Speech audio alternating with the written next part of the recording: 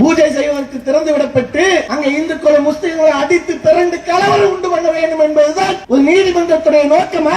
ஏன் வடநாடுகள்ல EVM machine வேணாம் என்று சொல்லி மிகப்பெரிய ஒரு புரட்சி ஏற்பட்டிருக்கு. அதே நேரத்தில் மோடியை பற்றி பெருசா காட்டுறாங்களே. கடந்த 5 ஆண்டோட நிலை என்ன தெரியுமா?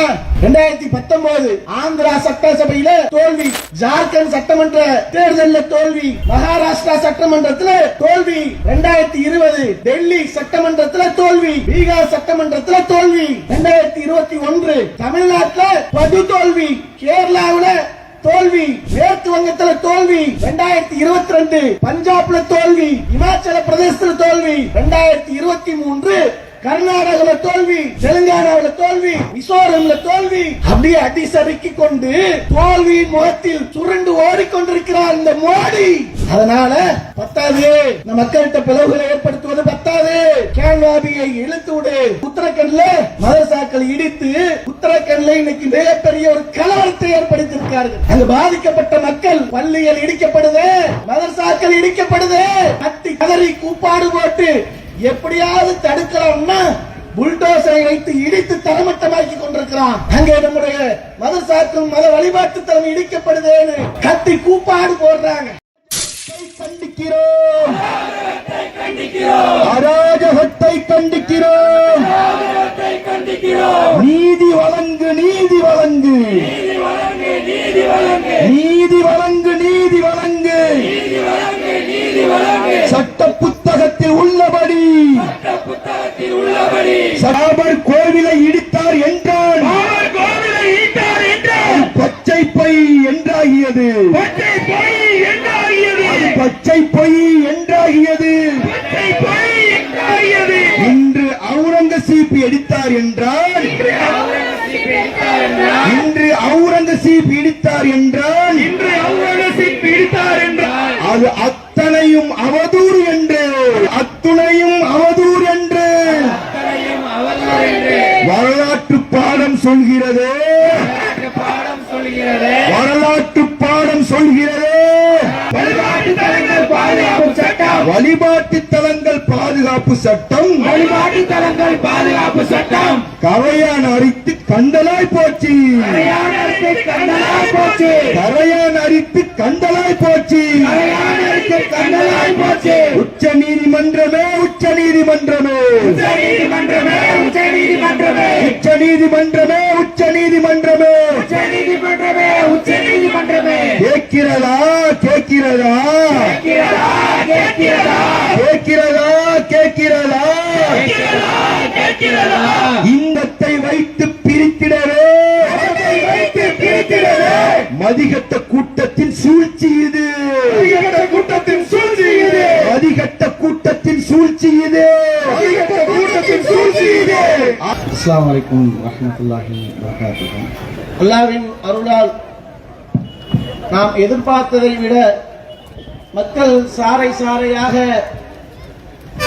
கண்டனங்களை பதிவு செய்து விண்ணை முட்டும் அளவுக்கு இது ஆர்ப்பாட்டம் அல்ல, இது மாநாடு என்று இந்த இடத்தில் நிரூபித்து காட்டியிருக்கின்றார்கள். அல்லாஹ்வுக்கு புகழ் அனைத்தும். இந்த ஆர்ப்பாட்டத்துக்கு உண்டான நோக்கம் என்னவென்றால்,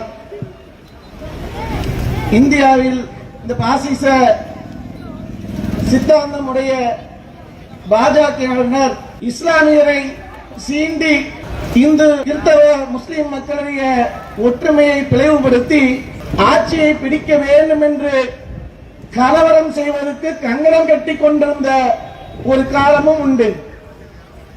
அதே மாதிரி தொடர்ச்சியாக ஆட்சிக்கு வந்த பின்பு இஸ்லாமியருடைய உரிமைகள் பறிக்கப்படக்கூடிய வகையிலையும் இஸ்லாமியர்களை குறிவைத்து தாக்குதல் நடத்தக்கூடிய நிலையிலையும் இஸ்லாமியர்களுக்கு உண்டான உரிமைகள் பறிக்கக்கூடிய நிலைகளையும் தொடர்ந்து சென்று கொண்டிருக்கக்கூடியதை பார்க்கின்றோம்.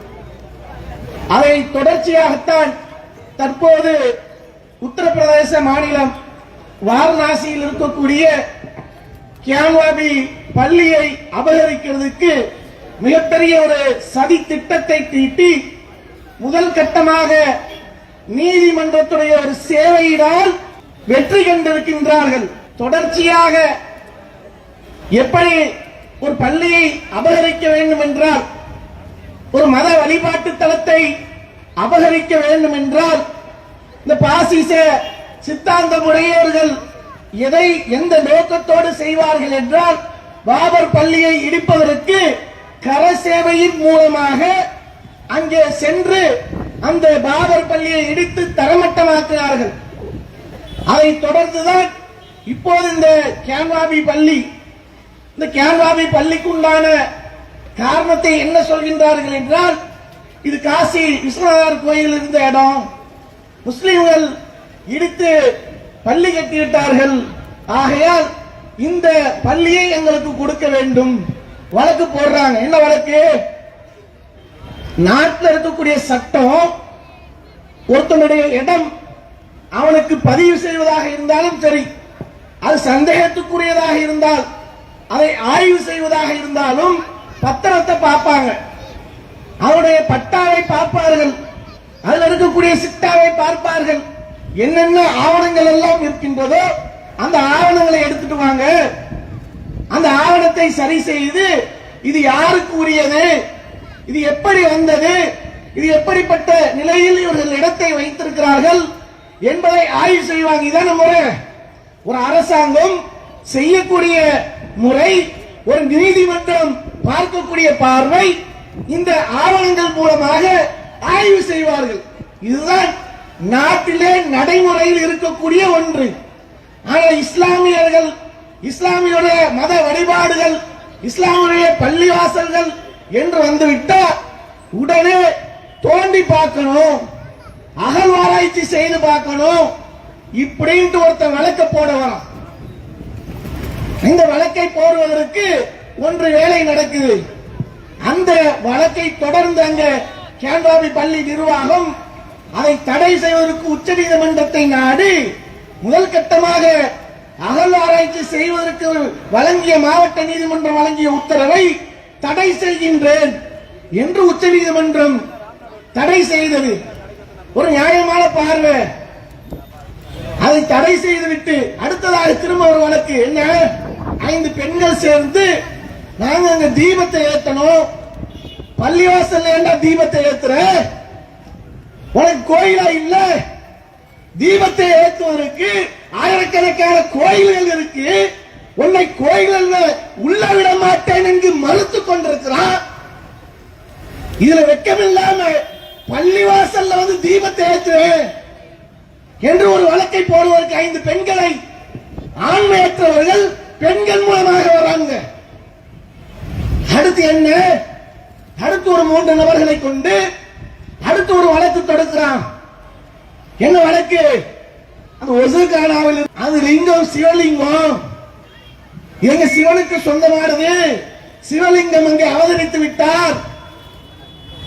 எப்படி பாபர் பள்ளியில ராமனுடைய சிலையை வைத்து ராமர் அவதரித்து விட்டார் என்று பொய்களையும் புரட்டுக்களையும் செய்து அபகரித்து இன்னைக்கு அநியாயத்தின் அடிப்படையில் நீதியை வழங்கி பள்ளியை ராமர் கோயிலை கட்டியிருக்கிறானோ அதே போல லிங்கம் அபகரித்து விட்டார்.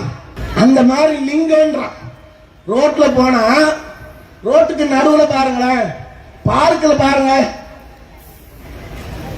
எப்படி ஏற்பாடு பண்ணிருப்பாங்கன்னா, எங்க பார்த்தாலும் அந்த கல்லுல பாத்தீங்கன்னா எதை திரும்பி பார்த்தாலும் லிங்கம் மாதிரியே தான் இருக்கும். அப்ப அதை சொல்லுவாங்க, இவன் இந்த இடத்துல லிங்கம் அபகரித்து விட்டார், பைத்தியக்காரங்க. ஒசுகானாவில் இருக்கிறது லிங்கம், அதுக்கு ஒரு வழக்கு. அடுத்து என்ன? அடுத்து பாதாள அறையில போய் நாங்கள் பூஜை நடத்தணும், பூஜை நடத்துவதற்கு அனுமதி வழங்க வேண்டும். இப்படி தொடர்ச்சியாக ஏதேனும் வழக்குகளை போட்டுக்கொண்டு இந்த கேன்வாபி பள்ளியை அபகரிக்க வேண்டும் என்று சதி திட்டத்தை தீட்டிக் கொண்டே இருக்கிறார்கள். அதில் முதல் அடியாக அகழ்வாராய்ச்சி செய்யக்கூடிய அந்த நிலையை உச்ச நீதிமன்றம் தடை செய்த பின்பு இவர்களுக்கு தான் சட்ட ரீதியில வர்றதுக்கு திராணியற்றவர்களாச்சே, சட்டத்துக்கு புறம்பாக வருவதில் கை தேர்ந்தவர்களாச்சே. அதனால சட்டத்துக்கு புறம்பாக மறுநாள் ஓய்வு பெறக்கூடிய நீதிபதியை வைத்து, நாளைக்கு நீதிபதியாக இருக்கிற பண்டிக்கு எழுதித்து ஓடிரு, உனக்கு உன்னுடைய முன்னோர்களுக்கு எப்படி எல்லாம் நாங்க பண்ணிருக்கோம் பாத்தியா? சதாசிவம் நீதிபதி அவ்வளவு இனிக்குது ஆளுநர் பதவி, அவ்வளவு சுகமா இருக்கு எம்பி பதவி. எவ்வளவு பெரிய அந்தஸ்துல இந்திய மக்கள் நீதி அரசர் என்று வைத்திருக்கின்றார்கள். அற்பத்தில் அற்பமாக ஆளுநர் பதவிக்கும் எம்பி பதவிக்கும் தீர்ப்பு எழுதக்கூடியவர்களாக இருக்கிறார்கள் என்று காரி விமுழுகிறார்கள்.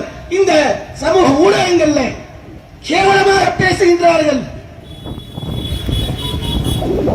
அந்த அளவுக்கு சட்டத்துக்கு புறம்பாக அங்கே பூஜை நடத்துவதற்குண்டான ஏற்பாடுகளை செய்ய வேண்டும் என்று தீர்ப்பு வழங்கப்படுது. ஏன் மக்கள்கிட்ட சந்தேகம் வருது? ஒரு தீர்ப்புக்கு நம்ம நோக்கத்தை கற்பிக்க கூடாது. ஒரு தீர்ப்பை சொல்றாங்க சட்ட ரீதியாக இருந்தால் அதற்கு நம்ம நோக்கம் கற்பிக்க கூடாது, அதற்கு காரணத்தை கற்பிக்க கூடாது. அது சட்டப்படி இருந்தால் அதை எதிர்த்து மேல்முறையீடு செய்யலாம். அதற்கு இந்திய ஜனநாயகத்தை, இந்திய அரசியலமைப்பு சட்டத்தில் இடம் அளிக்கிறது. ஏன் அந்த பார்வை வருது? ஏன் அந்த கேள்வி வருது? அதற்குண்டான பார்வை ஏன் மக்கள் அப்படி கேள்வி எழுப்புறார்கள்? காரணம் என்ன? ஒரு வாரத்தில் பூஜை செய்வதற்கு ஏற்பாடு செய்யணும் மாவட்ட நிர்வாகம் என்று வாரணாசி நீதிமன்றம் அங்கே தீர்ப்பு வழங்குது. அன்றைய மாலையே பூஜை நடக்குதுங்க. இது திட்டமிட்டு நடத்தப்படக்கூடியது இல்லையா? இங்கதான் சந்தேகம் வருது. நான் இதான் தீர்ப்பு வழங்க போறேன், அதற்குள்ளான ஏற்பாடுகள் எல்லாம் நீங்கள் முன்கூட்டியே ஏற்பாடு செய்து வைத்துக் கொள்ளுங்க. இதெல்லாம் கூட்டு சதி, இது சட்டத்தின்படியான நடவடிக்கை இல்லை என்பதை இந்த இடத்துல நமக்கு சந்தேகம் வருது. என்னவா அவுரங்கசீப்பு கோயிலை இடித்து பள்ளிவாசல் கட்டிட்டார், வேற வேலை இல்லையா? அவுரங்கசீப்புக்கு வேற வேலையே இல்லை. இருக்கிற கோயில்கள் எல்லாம் இடித்துக் கொண்டு பள்ளி கட்டத்தான் வேலையை வைத்துக் கொண்டிருந்தாரா? இப்படி வரலாற்றுகளை திருப்புவதிலையும் வரலாற்றை பொய்ப்படுத்துவதிலையும் வரலாற்றுக்கு புறம்பாக பேசுவதிலையும் இந்த சங்கி கூட்டத்தை அடித்துவதற்கு ஆளே இல்லை. பாபர் பள்ளி விஷயத்தில் வந்தாங்க. பாபர் மசூதியுடைய நிலை என்ன? ராமர் அவதரித்து விட்டார், ஆகையால் இது எங்களுக்கு சொந்தம் என்று கரை சேவை மூலமாக இழுத்து தரமட்டமாக்கப்பட்டு தொடர்ச்சியாக நீதி போராட்டத்தில் ஈடுபட்டு அதனையும் இஸ்லாமியர்கள் தோல்வியுற்றவர்களாக இஸ்லாமியருடைய மனதை புண்படுத்தக்கூடிய வகையில் சட்டத்துக்கு உட்பட்டு நீதி வழங்காம இடித்ததெல்லாம் தவறுதான். பாபர் பள்ளியை இடித்தது தவறுதான். ஆனால் நான் தீர்ப்பு எழுதுவேன், இடித்தவனுக்கு இடம் சொந்தம். தீர்ப்பு எழுதினான் இப்படி தீர்ப்பு எழுதக்கூடியவர்களாக இப்படி சூழ்ச்சி செய்யறாங்க. நீ ஒரு பள்ளியை யாரை வைத்து யார் மூலமாக இடிக்க வைத்தோ அப்படிப்பட்ட ஒரு நிலையில பஜ்ரங்கல் நிர்வாகியாக இருந்தவர், அவருடைய பேர் இயற்பெயர் என்ன? பல்பீர் சிங். பார்க்கிறாரு, ஆரம்பத்தில் மதவெறியை ஊட்டி ஊட்டி ஊட்டி வளர்க்கப்பட்டதனால் அவர் அந்த பாபர் பள்ளியை இடிப்பது நியாயம் என்று நீங்க எல்லாம் பார்த்திருப்பீங்க. பாபர் பள்ளியை இடிக்கக்கூடிய அந்த மினாராவில் இருந்து கடப்பாறையை வைத்துக் கொண்டிருந்தாரு, அவர்தான் பல்பீர் சிங். அதன் பிறகு அல்லாஹ் அவருடைய உள்ளத்தை மாற்றான், இஸ்லாத்தை ஏற்றுக்கொண்டு முகமது ஆமீர் என்று இஸ்லாமியராக மாறினார். சூழ்ச்சி செய்கிறார்கள், பள்ளியை இடித்து விட்டால் இவர்கள் இஸ்லாமியர்கள் எல்லாம் தளர்ந்து விடுவார்கள், ஒடுங்கி விடுவார்கள், இவர்கள் இந்த நாட்டிலிருந்து அப்புறப்படுத்தி இந்து ராஷ்டிரமாக மாற்றிவிடலாம் என்று கனவு கண்டு கொண்டிருக்கிறாங்க. ஒருபோது இது மாதிரியான சூழ்ச்சிக்கு அல்லாஹ் இடம் கொடுக்க மாட்டான். இந்த மார்க்கத்தை மேலாக செய்வான். அந்த மனநிலைதான் அவர் அதற்கு பிறகு சந்திக்கிறார். இஸ்லாமியரை பார்க்கிறார், முஸ்லிம்களை பார்க்கிறார், வழக்க வழிபாட பார்க்கிறார், அவருடைய எண்ணத்தை பார்க்கிறார். என்னடா நம்ம அநியாயமா தப்பு செஞ்சிட்டோமே, நம்ம அவர்களோடு சேர்ந்து இந்த பாவிகளோடு சேர்ந்து பாபர் பள்ளியை அநியாயமாக இடித்து விட்டமே, இதற்கு இந்த பாவத்துக்கு பிராச்சித்தமாக ஏதேனும் செஞ்சே ஆகணும். அதன் பிறகு 90 பள்ளி யார் இடித்தாரோ அவர் மூலமாகவே அல்லாஹ் ஏற்படுத்தினான். அதனால ஒருபோதும் இஸ்லாமியர்களே தளர்ந்து விடாதீர்கள், நம்பிக்கை இழந்துடாதீங்க. அல்லாஹ் இந்த மார்க்கத்தை கண்டிப்பாக மேலாக செய்வார். மார்க்கத்தில் நம்மளை நிலைபெற செய்வார். மார்க்கத்துக்கு எந்த உயிரை கொடுக்க தயாராக இருக்கும். அப்படிப்பட்ட கொள்கை கூட்டங்கள் நம்ம தளர்ந்துடாதீங்க. அநியாயமாக நம்மளுக்கு அபகரிச்சா என்று பொறுத்து பொறுமையை மேற்கொண்டிருந்தால் நாட்டுடைய பிரதமர் எப்படி இருக்கணும்? நீ யாருக்காக, எந்த கட்சிக்காரனாக இரு, நீ எந்த மதத்துக்காரனாக இரு, எந்த கொள்கை உடையவனாக இரு, நாட்டுடைய உயர் பதவியை பெற்றிருந்தால் அதை வகித்தால் யாராக இருக்கணும்? அனைவருக்குமான பிரதமராக இருக்கணுமா இல்லையா? ஆனா என்ன நடக்குது? ஜனவரி 22 யார் செய்யக்கூடிய வேலை? பூசாரி செய்யக்கூடிய வேலையை இன்னைக்கு நாட்டில் எத்தனையோ மத வழிபாட்டு தலங்கள் அவ்வப்போது கட்டப்படுது, திறக்கப்படுகிறது. ஒவ்வொரு மதத்தவர்களும் அவருடைய மத வழிபாட்டு தலங்களை கட்டி கொண்டிருக்கிறாங்க, புறநினைப்பு செஞ்சுக்கிட்டு இருக்கிறாங்க, திறக்கப்படுகிறார்கள். இப்படிப்பட்ட மத வழிபாட்டு தலங்கள்ல எங்கேயாவது இது மாதிரியான ஆடம்பரமான திறப்பு விழா, ஆயிரக்கணக்கான கோடிகளை செலவு செய்து அங்கே பிரதமரே பூசாரியாக போய் பார்த்திருக்கீங்களா? இது எந்த நாட்டிலேயாவது நடக்குதா? உலகத்தில் எத்தனை நாடுகள் இருக்கு, அந்த நாட்டில் எத்தனை பிரதமர்கள் இருக்கிறாங்க, அந்த பிரதமர்களும் ஒவ்வொரு மத நிலையில தான் இருக்கிறார்கள், ஒரு மதத்தை பின்பற்றிக் கொண்டுதான் இருக்கிறாங்க. அப்படிப்பட்டவர்கள் அந்த நாட்டு மக்கள் அனைவருக்கும் பிரதமராக இருக்கிறாங்களா இல்லையா? ஆனா இங்க மட்டும் பூசாரியாக மாறி அங்கே போய் பூஜை புனஸ்காரம் செய்யப்படுகிறது. அதுலயே அல்லாஹ் மிகப்பெரிய ஒரு இழிவைத்தான் கொடுத்தான். பூசாரி ஒரு தட்டை எடுத்துட்டு வந்து பிரதமர் வாங்குறதுக்கு நிக்கிறார், இப்படி கையை நீட்டுறாரு. நான் ஒரு யார்கிட்ட யோகி ஆதித்யநாத்தை கொடுக்கிறான். யோகி ஆதித்யநாத்தை கொடுத்து நீ விலகிட்டு அங்கேயே அதை மூக்குரைக்கப்பட்ட இந்த கேவலம் தேவையா? ஒரு நாட்டுடைய பிரதமராக இருந்தா எவ்வளவு கண்ணியமாக இருக்கும்? பூசாரியாக போய் அங்கே அவமானப்பட்ட அழுது புலம்பி கேவலப்பட்டு வந்து நிக்கிறத பார்த்தமா இல்லையா? பாபர் பள்ளியில வகையிலேயே எப்படி பாபர் வந்து பள்ளியை இடித்தாரு, பாபர் வந்து பள்ளியை இடிச்சுதான் பாபர் மசூதி கட்டினார் சொன்னாங்களே, அதே மாதிரி அவுரங்கசீப் இந்த பள்ளியை இடிச்சிட்டார் என்று அதே ரூட்ல வராங்க. இனியும் ஒரு பள்ளியை இழக்க மாட்டோம், அதற்காக எத்தகைய தியாகத்தையும் செய்வதற்கு தயாராக இருக்கிறோம், அதற்காக உயிரை கொடுக்க தயாராக இருக்கிறோம். நீ எந்த ரூட்ல வந்தாலும் சரி, அதே ரூட்ல வந்து திருப்பி அடிக்க தயாராக இருக்கிறோம். பாபர் பள்ளிக்கு பிறகு ஒரு சட்டம் இயற்றப்படுது. என்ன சட்டம்?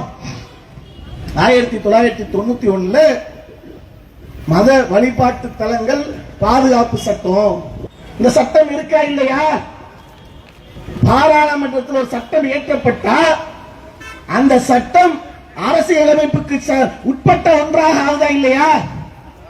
அதன் அடிப்படையில் எந்த நீதிமன்றமாக இருந்தாலும் தீர்ப்பு வழங்க வேண்டும் என்பதுதான சட்டம். ஆனால் இங்க சட்டத்துக்கு புறம்பாக தீர்ப்பு வழங்கப்படுது. அப்ப அந்த பாதுகாப்பு சட்டம் என்ன ஆச்சு? எதற்காக போட்டீர்கள்? என்ன காரணத்துக்காக போட்டீங்க? இந்த சட்டத்தை எடுத்துக்கொண்டு போய் தான் உச்ச நீதிமன்றம் ஓடுறோம். முஸ்லிம்கள் ஓடுறாங்க. உச்ச நீதிமன்றத்தில் போய் இந்த கேம்வாரி பள்ளியை அபகரிக்கிறதுக்கு சதி நடக்குது. இந்த சதியை முறியடிக்க வேண்டும் என்றால் சட்டப்படி எங்களுக்கு நீங்க எந்த பேராவும் நீங்க செய்ய தேவையில்லை. எங்களுக்கு நீங்க சாதகமாக எந்த தீர்ப்பு வழங்க வேண்டாம். இந்த நாட்டில் இவர்கள் இருக்கிற வரைக்கும் இஸ்லாமியர்களுக்கு சாதகமான ஏதாவது நடக்குமா? கண்டிப்பாக நடக்காது. சட்டத்தின் அடிப்படையில் தீர்ப்பு வழங்கும் சொன்னா தலைமை நீதிபதி உச்ச நீதிமன்றத்தில் தலைமை நீதிபதியாக இருக்கிறார். அப்படி தலைமை நீதிபதியாக இருந்தா என்ன சொல்லணும்? பாராளுமன்றத்தில் 1991 சட்டம் ஏற்றப்பட்டிருக்கு. ஆக எப்படி ஏற்றப்பட்டது? பாபர் பள்ளியை இடித்து தரமட்டமாக்கினாங்க. அதன் பிறகு 1947க்கு முன்பாக எந்த பள்ளி மத வழிபாட்டு தலங்கள் எப்படி இருந்ததோ அதே மாதிரி தொடரணும். எக்ஸப்ட் பாபர் பள்ளியை தவிர வழக்கு நடந்து கொண்டிருக்கு. அதை தவிர்த்து மற்ற எந்த பள்ளியாக இருந்தாலும் கோயிலாக இருந்தாலும் ஆலயங்களாக இருந்தாலும் முன்பு எப்படி இருந்ததோ அப்படியே தொடர வேண்டும். அதற்கு எந்த ஒரு குந்தகம் விளைவிக்க கூடாது, எந்த ஒரு பாதிப்பும் ஏற்பட்டுவிடக் கூடாது என்று சட்டம் இருக்குப்பா. நீ இந்த வழக்கெல்லாம் போடக்கூடாது, தள்ளுபடி செய்யறேன். இதைத்தான ஒரு நீதிமன்றம் செய்திருக்கிற நியாயமா? சட்டம்லாம் இருக்கிறது சரிதான். அந்த சட்டம்லாம் பாராளுமன்றத்தில் ஏற்றினது சரிதான். ஆனா அகழ்வாராய்ச்சி தோண்டி பார்க்கிறதுக்கு அந்த சட்டத்துல தடை எதுவும் இல்லை. எப்படி உள்ள வராங்க பாருங்க. அகழ்வாராய்ச்சி தோன்றதுக்கு அந்த சட்டத்துல தடுப்பதற்கு இடம் இல்லை. அதனால நீ தோன்றலாங்கிறியா? அதனால சட்டத்துக்கு புறம்பாக நீதியை வழங்கலான்றியா? இதெல்லாம் ஒரு உச்ச நீதிமன்றத்துடைய தலைமை நீதிபதி பேசக்கூடிய பேச்சா இது? அந்த நேரத்திலேயே அனைத்து வழக்கையும் டிஸ்மிஸ் செய்யறேன்னு போனா இன்னைக்கு நாங்கள் வீதியில வந்து கத்த வேண்டிய தேவை வந்திருக்குமா? அதன் பிறகு சொல்றாங்க என்ன, நீங்க எதிர்பார்க்கிறதெல்லாம் என்ன தெரியுமா? சமீபத்தில் பாராளுமன்ற தேர்தல் வரப்போகுது. இப்படி தேர்தல் வந்தா அதிலே நாம் வெற்றி அடையணும். எப்படி வெற்றி அடையணும்? ஏதாவது ஒரு கலவரத்தை உண்டு பண்ணா இந்துக்களை பிரித்து விடலாம், இஸ்லாமியர்களை பிரித்து விடலாம், கிறிஸ்தவர்களை பிரித்து விடலாம், ஒற்றுமையை சீர்குலைத்து விடலாம். அதன் மூலம் நமக்கு ஓட்டு வந்துவிடும். இப்படி திட்டம் போடுறான். அதனுடைய விளைவா அங்கே வழக்கு போட்டார்களே, கேம்வாரி பள்ளியை அபகரிக்கிறதுக்கு வழக்கு போட்டவன் சொல்றான், நெஞ்ச நிமித்திக்கிட்டு சொல்றான், இஸ்லாமியர்கள் இந்த பள்ளியில 5 வேளை தொழுகை நடத்துறார்களா, அதே போன்ற 5 வேளை நாங்களும் பூஜை செய்வோம். இதான் இவர்கள் எதிர்பார்த்ததா? நீதிமன்றம் எதிர்பார்த்தது இதுதானா? பூஜை செய்வதற்கு திறந்து விடப்பட்டு அங்க இந்துக்களும் முஸ்லிம்களை அடித்து பிறண்டு கலவரம் உண்டு பண்ண வேண்டும் என்பதுதான் ஒரு நீதிமன்றத்துடைய நோக்கமா? அந்த மாதிரி இந்த கலவரத்தை உண்டு பண்ணும். ஏன்? மோடியுடைய மாயாஜாலம் எல்லாம் வெளுத்து போய்கிட்டு இருக்கு. வடநாடுகள்ல இவிஎம் மிஷின் வேணாம் என்று சொல்லி மிகப்பெரிய ஒரு புரட்சி ஏற்பட்டிருக்கு. அதே நேரத்தில் மோடியை பற்றி பிம்பம் பெருசா பெரிய வெற்றி நாயகன் போல காட்டுறாங்களே. மோடிஜி என்றால் வெற்றி என்றாலும் காட்டுறாங்களே. கடந்த 5 ஆண்டோட நிலை உன்னுடைய நிலை என்ன தெரியுமா? 2019 ஆந்திரா சட்டசபையில தோல்வி, ஜார்க்கண்ட் சட்டமன்ற தேர்தலில் தோல்வி, மகாராஷ்டிரா சட்டமன்றத்தில் தோல்வி, 2020 டெல்லி சட்டமன்றத்தில் தோல்வி, பீகார் சட்டமன்றத்தில் தோல்வி, 2021 தமிழ்நாட்டில் படு தோல்வி, கேரளாவில் தோல்வி, மேற்கு வங்கத்தில் தோல்வி, 2022 பஞ்சாப்ல தோல்வி, இமாச்சல பிரதேசத்தில் தோல்வி, 2023 கர்நாடகாவில் தோல்வி, தெலுங்கானாவில் தோல்வி, மிசோரம்ல தோல்வி, அப்படியே அடி சறுக்கி கொண்டு தோல்வியின் முகத்தில் சுருண்டு ஓடிக்கொண்டிருக்கிறார் இந்த மோடி. அதனால பத்தாது, இந்த மக்கள்கிட்ட பிளவுகளை ஏற்படுத்துவது பத்தாது, கேன்வாபியை இழுத்து விடு. ஜார்க்கண்ட்ல உத்தரகண்ட்ல இன்னைக்கு என்ன நடந்து கொண்டிருக்கு? மதரசாக்கள் இடித்து, பள்ளிவாசல்கள் இடித்து உத்தரகண்ட்ல இன்னைக்கு மிகப்பெரிய ஒரு கலவரத்தை ஏற்படுத்தியிருக்கார்கள். அங்கு பாதிக்கப்பட்ட மக்கள், பள்ளிகள் இடிக்கப்படுது, மதரசாக்கள் இடிக்கப்படுது, கத்தி கதறி கூப்பாடு போட்டு எப்படியாவது தடுக்கலாம்னா புல்டோசரை வைத்து இடித்து தரமட்டமாக்கி கொண்டிருக்கிறான். அங்கே நம்முடைய மதரசாக்கள் மத வழிபாட்டு தலம் இடிக்கப்படுதேன்னு கத்தி கூப்பாடு போடுறாங்க. அவர்களுக்கு மத்தியில இசைகளை இறக்கி விட்டு, அவர்களுக்கு மத்தியில கலவர கும்பலை இறக்கி விட்டு, இஸ்லாமியர் போன்ற தோட்டத்தை உருவாக்கி அரசு அலுவலகங்கள் உடைக்கப்பட்டு, வாகனங்கள் தீக்கிரையாக்கப்பட்டு, முஸ்லிம்கள் அநியாயமாக அரசு அலுவலகங்கள், வாகனங்கள் அனைத்தையும் அடித்து நொறுக்கிறாங்க. மாநில முதல்வர் உத்தரவிடுறார், கண்டதும் சுட்டு தள்ளணும், கண்டதும் சுட்டு தள்ளணும். இன்று 4 பேர் சுட்டு கொலை செய்யப்பட்டிருக்கிறாங்க. என்ன காரணம், என்ன நோக்கம்? அனைத்திலும் தோல்வியாக, தோல்வியின் பயத்தில் ஈவிஎம் மிஷினுக்காக மிகப்பெரிய ஒரு புரட்சி ஏற்பட்டு பாஜக இன்று 3 மாதத்தில் மூடிக்கொண்டு ஓடுறார்களா இல்லையா பாருங்க. அதற்கு மக்கள் தயாராக இருக்கிறார்கள், ஓட ஓட விரட்டுவதற்கு தயாராக இருக்கிறார்கள். 140 கோடி மக்களும் உனக்கு தக்க பாடத்தை புகட்டுவார்கள். என்ன கலவரம் செய்வதற்கு துடித்தாலும் சரி, இந்த இஸ்லாமியர்கள் அதற்கு அடிபணிய மாட்டோம், அதற்கு விலை போக மாட்டோம். எங்களுக்கு இந்த இந்திய நாடு ஜனநாயக உரிமையை வழங்கியிருக்கு.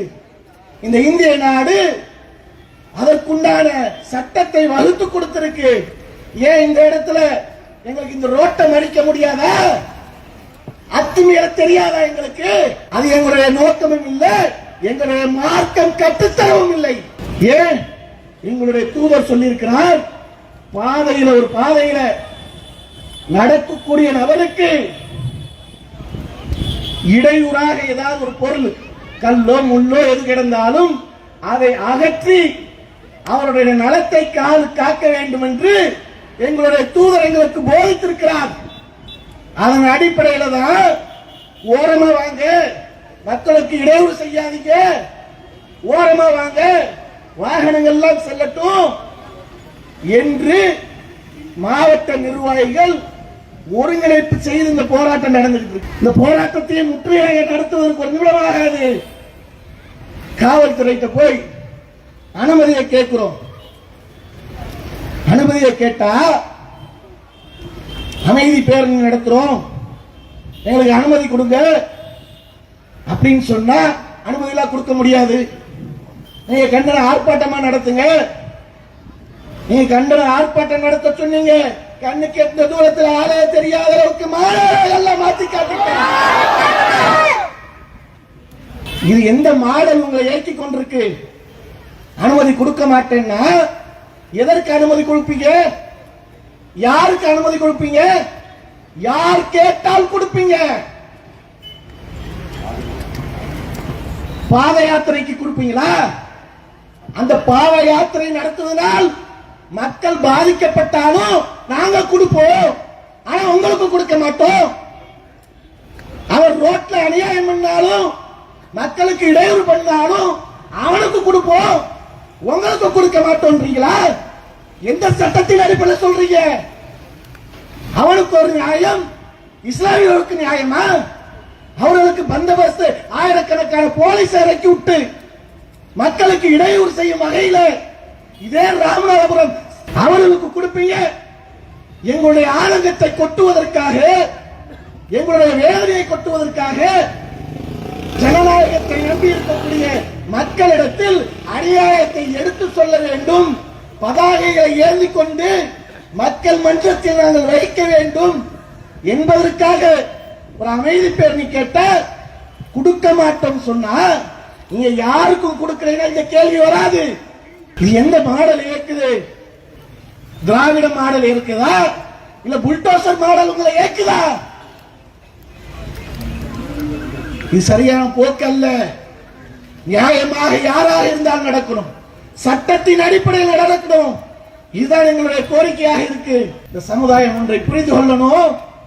இவர்கள் தொடர்ச்சியாக பாபர் பள்ளி, கேன்வாரி பள்ளி, அடுத்து இங்க உள்ளவன் சொல்றான் ஒருத்தன் கீழக்கரையில் இருக்கக்கூடிய சீதக்காதி பள்ளி அதே போன்று நாங்கள் கைப்பற்றுவோம்.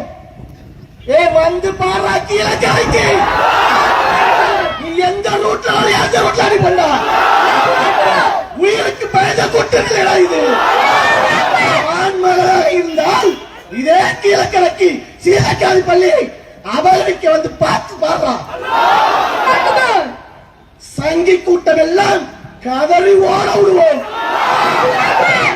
புரிந்து கொள்ளும் மக்கள் என்ன புரிந்து கொள்ளணும்னா, நம்முடைய உரிமையை மீட்டெடுப்பதாக இருந்தால், மற்ற மக்களுக்கு அநியாயத்தை தட்டி கேட்பதாக இருந்தாலும், இந்த சமுதாயம் இன்னும் கல்வியில விழிப்புணர்வு அடைய வேண்டும்.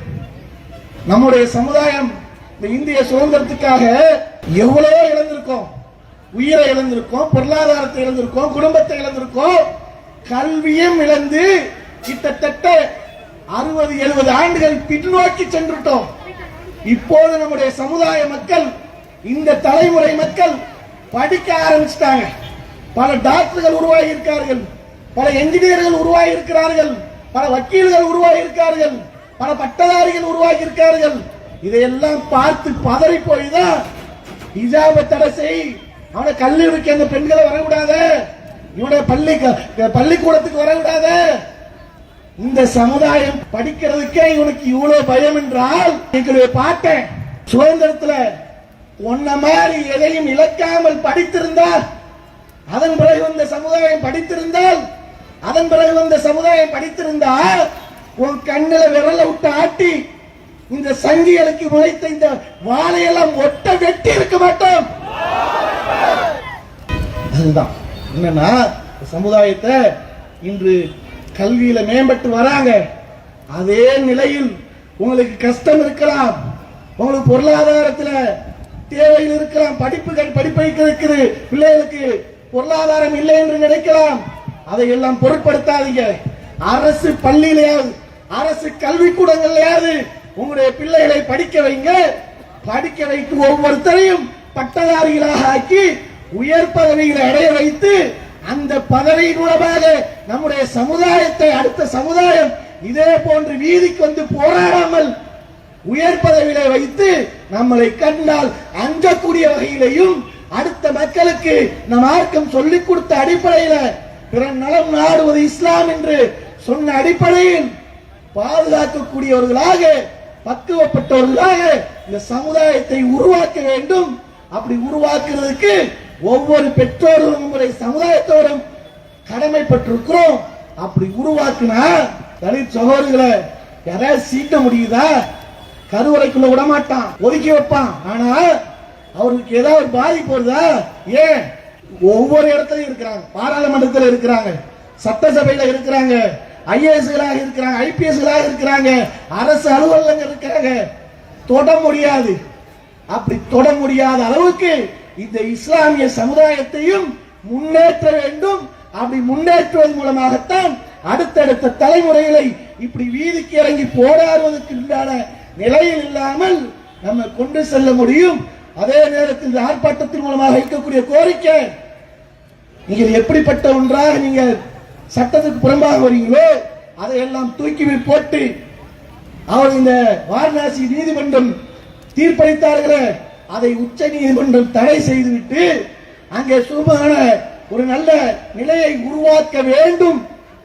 அதற்கு உச்ச நீதிமன்றம் தலையிட்டு தானாக முன்வந்து சட்டத்தின் அடிப்படையில் தீர்ப்பு வழங்க வேண்டும் என்பதுதான் கோரிக்கை. இந்த கோரிக்கையை நிறைவேற்றுவதற்கு வல்ல நாயகனும் அனைவருக்கும் அருள் புரிவானா என்று பிரார்த்தித்து எனது உரையை நிறைவு செய்கின்றேன். வாய்தனால் அல்ஹம்துலில்லாஹி ரப்பில் ஆலமீன். அஸ்ஸலாமு அலைக்கும். இஸ்லாம் மற்றும் சமுதாய செய்திகளை அறிந்து கொள்ள தமிழ்நாடு தௌஹீத் ஜமாஅத் யூடியூப் பக்கத்தை உடனடியாக சப்ஸ்கிரைப் செய்து கொள்ளுங்கள். மேலும் பெல் பட்டனையும் கிளிக் செய்து கொள்ளுங்கள்.